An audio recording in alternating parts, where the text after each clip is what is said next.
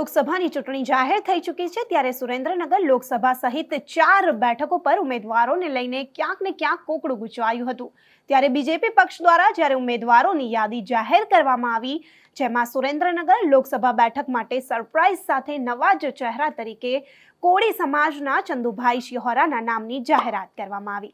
નમસ્કાર, હું અમરીન અને તમે જોઈ રહ્યા છો નિર્ભય ન્યૂઝ।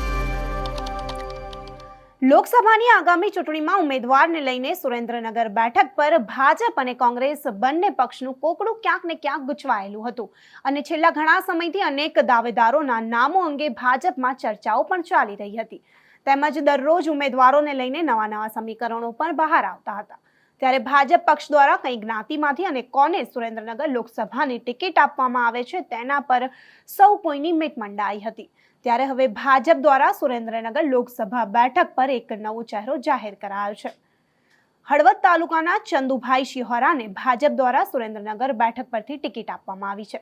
ચંદુભાઈ શિહોરા ચુવાડિયા કોળી સમાજના છે અને સુરેન્દ્રનગરમાં તળબદા કોળી સમાજ અને ચુવાડિયા કોળી સમાજના લોકો છે। તેમાં તળબદા કોળી સમાજની વસ્તી જે છે તે વધારે છે, જેથી લોકો તળબદા કોળી સમાજના ઉમેદવારના જાહેર કરાતા વિરોધ લોકોમાં જોવા મળી રહ્યો છે।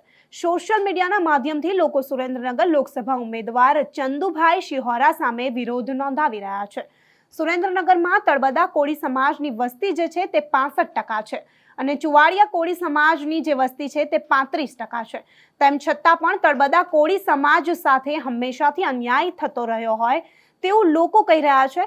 આમ તળબદા કોળી સમાજની વસ્તી ચુવાડિયા કોળી સમાજ કરતાં વધારે હોવા છતાં પણ ચુવાડિયા કોળી સમાજના ઉમેદવારને ટિકિટ અપાતા ચંદુભાઈ શિહોરા સામે વિરોધ અત્યારે જે છે તે ચાલી રહ્યો છે અને ભાજપના કાર્યકરોમાં પણ આયતી ઉમેદવારને લઈને ગણગણાટ જોવા મળી રહ્યો છે।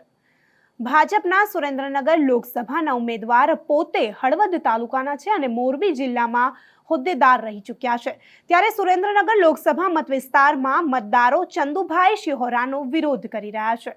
ત્યારે બીજી બાજુ હવે કોંગ્રેસ પક્ષ જે છે તે સુરેન્દ્રનગર લોકસભા બેઠક માટે કોળી સમાજમાંથી ઋત્વિક મકવાણાને ટિકિટ આપે છે કે પછી નૌશાદ સોલંકીને, તેવી ચર્ચાઓએ હાલ જોર પકડ્યું છે। અમારો રિપોર્ટ તમને કેવો લાગ્યો તે કમેન્ટ બોક્સમાં ચોક્કસથી જણાવજો તથા લોકસભા ચૂંટણીને લગતા આવા જ ઇન્ફોર્મેટિવ વિડીયોઝ જોવા માટે આપ જોતા રહો નિર્ભય ન્યૂઝ તથા અમારી ચેનલ નિર્ભય ન્યૂઝને લાઇક, શેર અને સબસ્ક્રાઇબ કરવાનું ભૂલશો નહીં। આભાર।